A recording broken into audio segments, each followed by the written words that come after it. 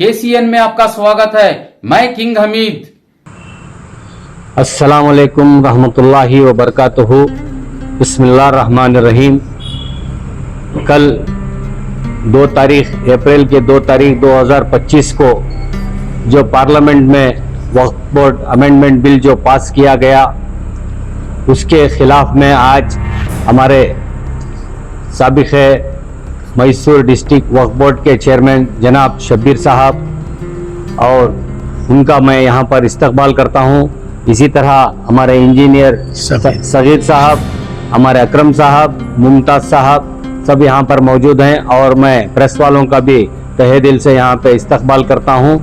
और हम लोग आज यहाँ पे इसलिए जमा हुए हैं क्योंकि ये जो बिल मुसलमानों की मर्ज़ी के ख़िलाफ़, मुसलमानों की जो औक़ाफ़ की जो प्रॉपर्टीज़ है उसके मामले में बहुत हमारे साथ नाइंसाफ़ी हुई है। पार्लियामेंट में तुरातुरी में जो है रात के 2 बजे इन्होंने बिल को जो है पास करवाया है। ये बहुत गलत बात है, हम लोगों को इसके काबिल बर्दाश्त नहीं है। इसके सिलसिले से आज हमारे साबिक़ चेयरमैन शब्बीर साहब आपको तफसील से आपको बयान करेंगे। अस्सलामु अलैकुम नाज़रीन किराम, आज बड़े अफसोस की बात है और बड़े अफसोस से कहना पड़ता है कि हमारी वक्फ जायदादों की जो वक्फ तरमीमी बिल का मामला था वो मुसलमानों के खिलाफ कर दिया गया है।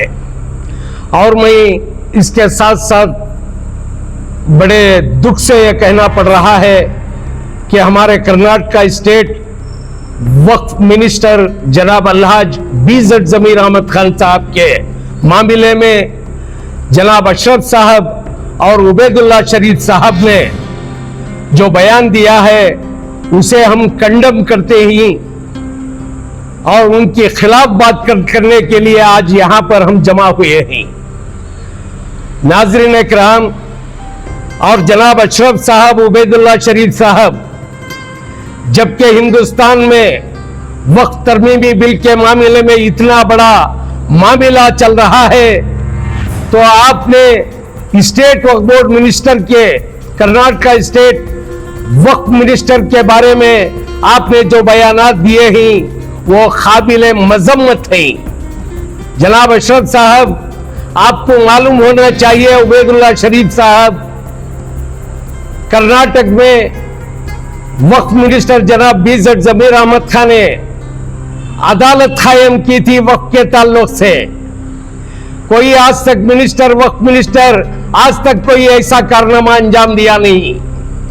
और उसके साथ साथ हम ये कहना चाहेंगे कि मौज़न हजरात और इमाम हजरात को, इन्होंने जो मौज़न हजरात को 3000 रुपये हदिया मिला करता था माहाना और इमाम साहब को 4000 रुपये मिला करता था, उसे बढ़ाकर 6000 रुपये मुअज्जिज़ इमाम साहिबान को और मुअज्जिन हजरात को 5000 रुपये करवाया है।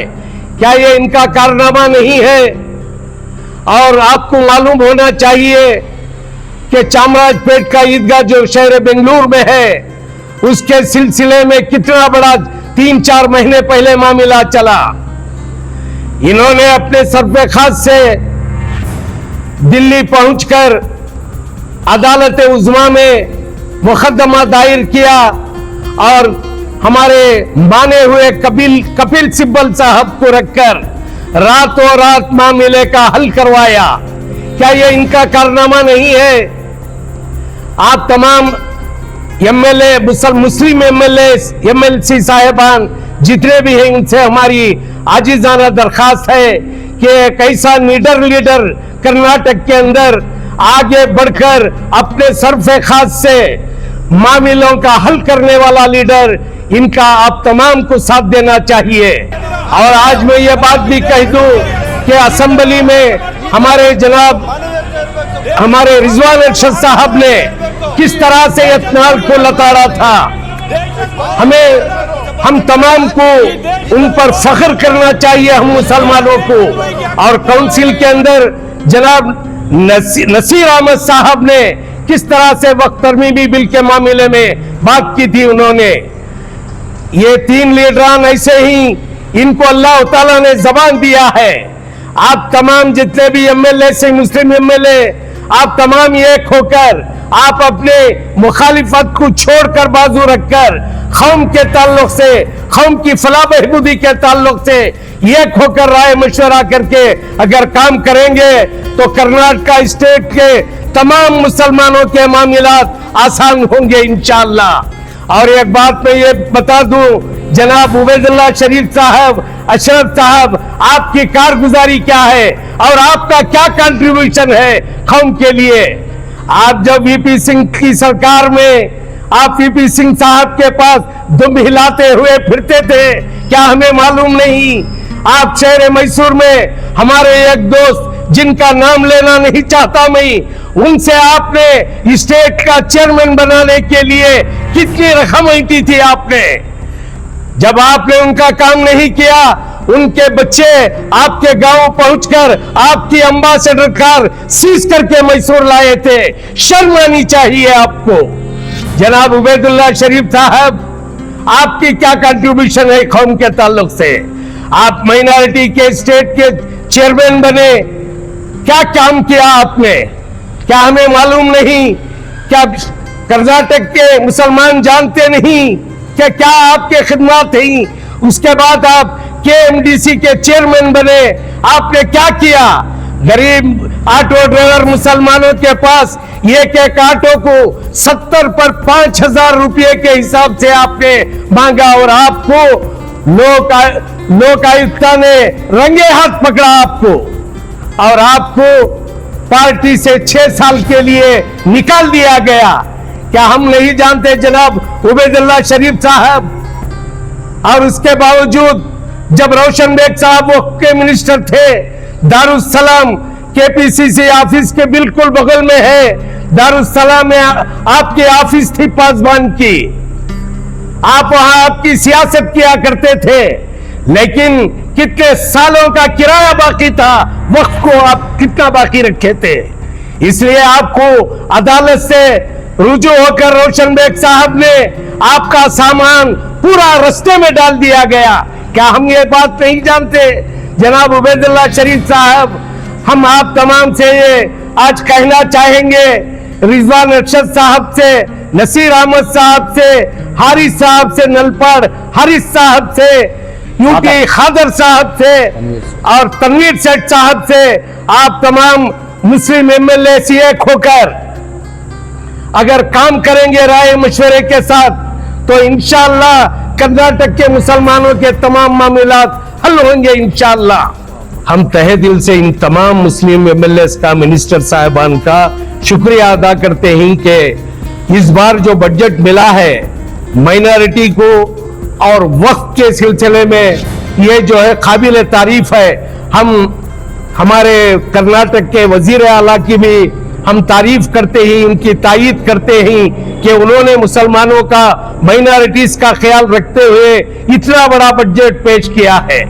और इस मामले में हम बीजेड जमीर अहमद खान साहब का भी शुक्रिया अदा करते हैं कि उन्होंने पहल करके सिद्धरामैया साहब से साथ आप क्लोज रहकर इन्होंने ये तमाम काम अंजाम दिए हैं। अगर आप तमाम मुस्लिम एमएलए, मिनिस्टर साहिबान एक होकर एक प्लेटफॉर्म में जमकर मुसलमानों का जब भी मामला कोई आएगा तो आप उसका हल निकालेंगे, तो इंशाअल्लाह वो दिन दूर नहीं कि कर्नाटक में रहने वाले मुसलमानों के तमाम मामलात का हल जरूर ब जरूर निकलेगा। सर, ये वो अमेंडमेंट बिल के तले का जो नाराजगी जाहिर की जा रही है, वहीं पे सदर मिनिस्टर अफेद अमूर के वजीर किरण रिजिजू का नाम सामने आया है। उन्होंने बाकायदा तौर पर मुसलमानों को मुखातिब होकर कहा है कि इस नया कानून से गरीब मुसलमानों की तकलीफ होगी। तो क्या समझते हैं सर आप? भाई, हिंदुस्तान को आजादी मिलकर तकरीबन 70 पर 5 साल हो गए, बल्कि उससे भी 1 साल 2 साल ज्यादा हो गए हैं। आज तक मुसलमानों की तकदीर बदलने वाला कोई मिनिस्टर आया नहीं है, कोई वजीर आजम नहीं आया है। ये सब बातें मन धड़क बातें ही उनके कहने का ये है ये, लेकिन ऐसा कुछ नहीं होगा। हम कर्नाटक के नहीं, सारे हिंदुस्तान के मुसलमान वक्फ तरमीमी बिल के मामले में परेशान ही और अल्लाह से दुआ करते हैं कि हमारे अरशद मौलाना अरशद मदनी साहब अल्लाह ताला उनकी उम्र दराज फरमाए और मुस्लिम पर्सनल बोर्ड के तमाम जिम्मेदारान और दूसरे भी तंजीमों के जिम्मेदारानों ने इस मामले में बढ़ चढ़ कर हिस्सा लिया है और शहर मैसूर में भी एसडीपीआई के तमाम अहबाबों ने भी एहतिजाज किया है इसी के ताल्लुक से। सर, उनका ये भी कहना है कि वक्त को अगर सही मानों में इस्तेमाल किया जाता तो हमें ये करने की जरूरत नहीं थी। आप एक तरफ गैर कानूनी कब्जा करते हैं और अपने चाहने वालों को मेंबर बना देते हैं, चेयरमैन बना देते हैं। इस इन वजूहात की बिना पर यह नया अमेंडमेंट बिल लाने की मुसलमानों की फलाह और बहबूदी के लिए इस्तेमाल करने की नीयत से सामने आए, बोलकर ऐसे बयान सामने आ रहा है। आपको क्या लगता है सर, क्योंकि आप चेयरमैन रह चुके हैं? देखिए, ये जो मिनिस्टर साहब जो सेंट्रल के कह रहे हैं, अगर ये बिल पूरे तरीके से पास हो गया तो इसमें उनका मंशा क्या है? डीसी को पावर जाएगा, हर डिस्ट्रिक्ट के कलेक्टर को इसका पावर दिया जाएगा और उसमें हमारे हिंदू भाइयों को भी कमेटियों के अंदर लेना पड़ेगा। हम पूछते ही उन मिनिस्टर से, सेंट्रल मिनिस्टर से हमारी अपील है, हम गुजारिश करते हैं कि आप भी मुजरा इलाके में मुसलमानों को मेंबर लेंगे क्या? मुसलमानों का उसमें भी दाखिला होगा? ऐसा नहीं है तो फिर वक्त में किस लिए? वक्फ बोर्ड में आप क्या करना चाहते हैं? हमारे हिंदू भाइयों को लाकर और डिस्ट्रिक्ट के कलेक्टरों को पूरा इख्तियारात देकर क्या करना चाहते हैं आप? देखिए, बीजेपी हुकूमत जब से भी इख्तियार पर आई है उसके बाद से मुसलमानों को हर लिहाज से तकलीफ दी जा रही है। कभी नखाब के बारे में, कभी 3 तलाक के बारे में, कभी वक्फ बोर्ड के बारे में, इस तरह से इनके कई मामलात हैं। क्या आपने कभी मुसलमानों के साथ अच्छाई का मुजाहिरा किया है? हरगिज नहीं, आपने नहीं किया है।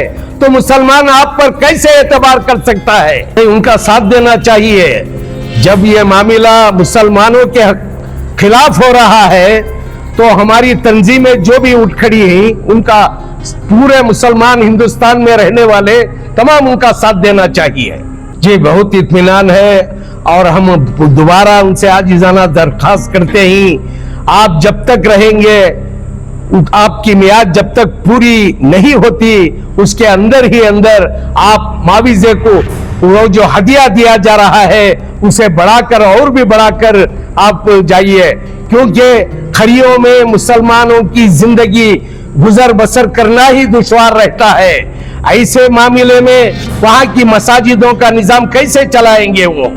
हमने देखा है कि कई खरियों में जो हदिया वक्त से मिलता है उसी पर उनका गुजारा चल रहा है।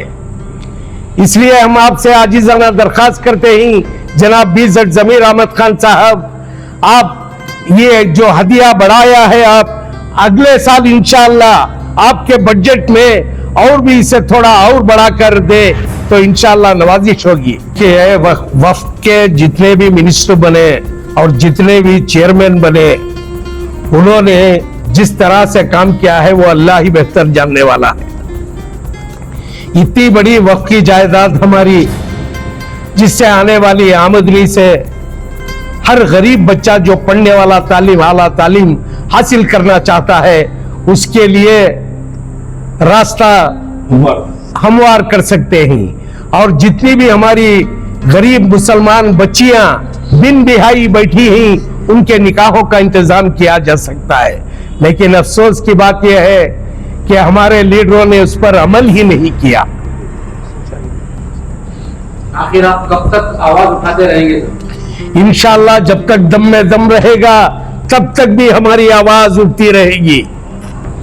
और एक बात मैं कहना चाहता हूँ कि ये सेंट्रल गवर्नमेंट की कैसे स्कीमें हैं जो मुसलमानों के हक में बोल के जो भी बिल लाते हैं, CAA, NRC, उसके ऊपर जो है मुसलमान राजी नहीं होता। सबको मालूम है इनके मंशा क्या है।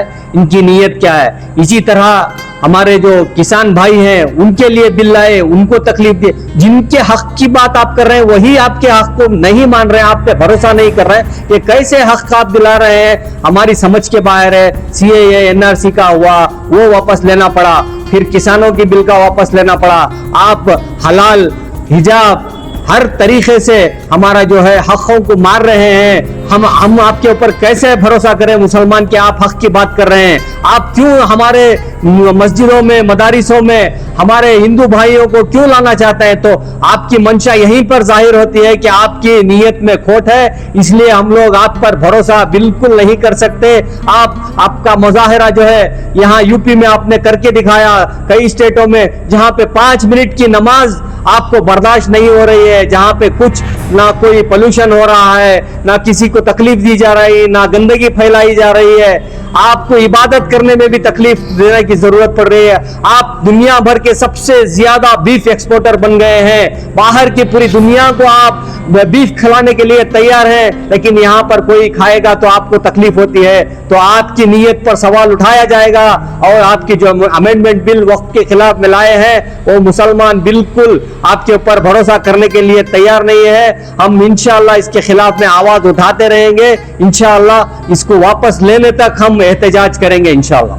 देखिए, पार्लियामेंट में आपको मालूम होगा 1992 का मामला जो हमारी मस्जिद को, बाबरी मस्जिद को शहीद कर दिया गया, क्या उस वक्त कोर्ट का फैसला नहीं हुआ था?